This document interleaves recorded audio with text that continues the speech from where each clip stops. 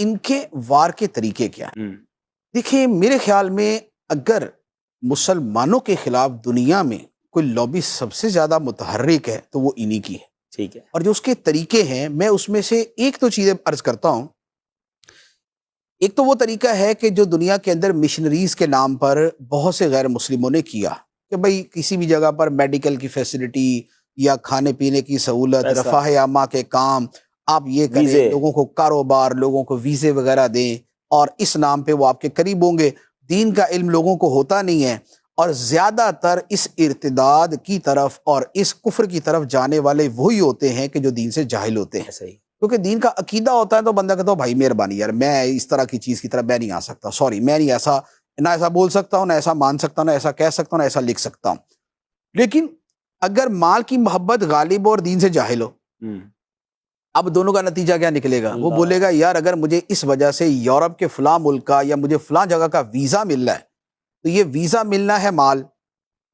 اور یہ لکھنے سے ایسا کوئی فرق نہیں پڑے گا یا مان لینے سے کوئی فرق نہیں پڑے گا، یہ ہے اس کی جہالت۔ تو علم دین سے دوری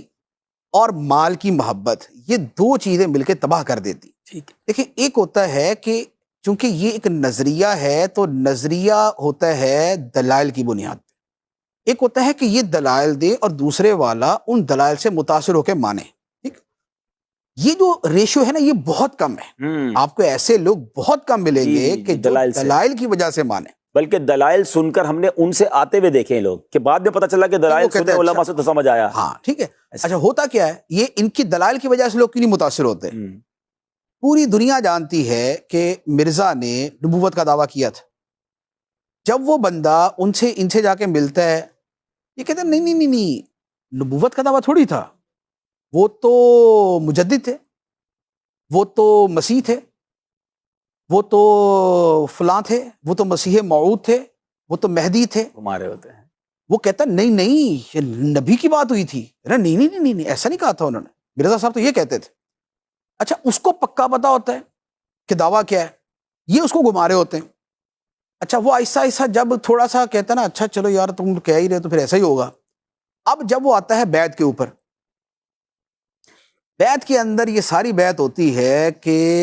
مرزا کو میں مانتا ہوں اور جو اسے نہ مانے میں اسے کافر سمجھتا ہوں۔ استغفر اللہ، استغفر۔ وہ کہتا ہے یہ کون سا مجدد ہے یار، یہ کون سا مہدی ہے کہ جس کا نہ ماننے والا کافر ہی ہو جائے، جس کی بیویوں کو ازواج مطہرات کہا جائے، جس کے ساتھ رہنے والے لوگوں کو جو ہے وہ صحابہ کرام کہا جائے، کیونکہ یہ ساری اصطلاحات استعمال کرتے ہیں۔ مرزا غلام احمد کے ساتھ اس کے زمانے کے جو لوگ تھے ان کو باقاعدہ یہ صحابہ کہتے ہیں، اس کی بیوی جو تھی یا دو بیویاں تھی شاید ان کو یہ ازواج مطہرات کہتے ہیں، استغفر اللہ، امہات المومنین کہتے ہیں۔ اچھا ادھر جو اس کو نہ مانے، اس کو تو خیر مرزا نے خود میرے خیال میں کوئی 1000 جگہ لکھا ہے کہ جو مجھے نہیں مانے گا وہ کافر ہے۔ کہتے ہیں یار مجدد کا یہ کہاں سے آ گیا کہ مجدد کو نہ ماننے والا کافر ہو؟ تو اب جب وہ بیعت کی باری آتی نا تو اب وہ جو بندہ کوئی دلائل سن کے قریب گیا بھی ہوتا ہے نہیں یہ تو نبی والی بات کر دی آپ نے، یہ بولتے ہیں نہیں یار وہ نبی نہیں، نبی نہیں تو نہ ماننے والا کافر کیسے؟ یار وہ اصل میں کچھ یوں ہے تو کچھ یہاں آ کے یہ سیٹسفائی نہیں کر پاتے۔ اس کا نتیجہ یہ ہوتا ہے کہ وہ بندہ جو دلائل کی وجہ سے گیا ہوتا ہے وہ آخری مرحلے پہ جا کے واپس آ جاتا ہے، جب اس کو پتا چلتا ہے کہ مجھے کہا کچھ اور گیا تھا نکلا کچھ اور ہے، مجھے تو پیسٹری کہا گیا تھا آگے سڑا ہوا بسکٹ نکل آیا، تو لہذا میں تو یہ قبول نہیں کروں گا۔ جاہل لوگ چلے جاتے یہ جاہل۔ اچھا لیکن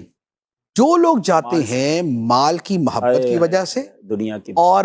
علم دین سے دوری اور جہالت کی وجہ سے، تو چونکہ ان کے لیے یہ چیزیں ہوتی نہیں ہیں،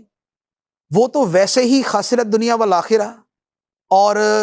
جسے کہا جاتا ہے کہ انہوں نے آخرت کے بدلے دنیا خرید لی، آخرت کو بیچ دیا دنیا کو خرید لیا، جو اس چکر میں جاتے ہیں ان کے سامنے جتنا مرضی کچھ کھل کے آ جائے وہ بولتے ٹھیک ہے یار دیکھی جائے گی، نو نقد نہ تیرا ادار، آخرت کس نے دیکھی ہے؟ اب وہ اس چکر کے اندر جا کے وہ دوسری طرف آپ کو یاد ہوگا امیر علیہ سنت نے اپنے بیانات میں اس موضوع کو کتنا لینے کی کوشش کی تھی کہ جو وہ اپنے صلی اللہ تعالی علی محمد یورپ میں جانے کے لیے، بعض ممالک میں جانے کے لیے یہ تھا کہ اگر آپ خود کو قادیانی لکھ دیں گے تو آپ کو ویزا مل جائے گا۔ ان کو جو بھی اب ان کے ساتھ تھا تو وہ اس ویزا فارم میں اپنے آپ کو ریلیجیس میں شو کر دیتے تھے. شو کر دیتے تھے, اور جو شو کر دیتے تھے تو وہ بھی اسلام سے خارج ہو گیا, وہ مرتد ہو جاتا تھا. لیکن یہاں اچھا مسئلہ دوبارہ واضح ہو جائے کہ وہی والی شیطان کا کھیل اور علم سے دوری, کہ میرا دل تو مسلمان ہے, میں تو صرف فارم پہ لکھتا ہوں, تو یہ لکھنے والے کے بارے میں شریعت کا حکم کیا ہوگا؟ دیکھیے جو دین کا معاملہ ہے اور ایمان کا معاملہ ہے وہ اس قدر سینسیٹیو ہے کہ اس میں جو بندہ زبان سے بھی بول دے گا نا وہ 100% وہ خارج ہو گیا. اللہ, اس میں یہ نہیں ہے کہ دل میں نہیں تھا اور صرف زبان سے بولا. زبان سے کلمہ کفر بولنے کی جو اجازت ہے وہ قرآن مجید نے واضح طور پہ صرف ایک صورت میں دی ہے. فرمایا الا من اکرہ, کہ جو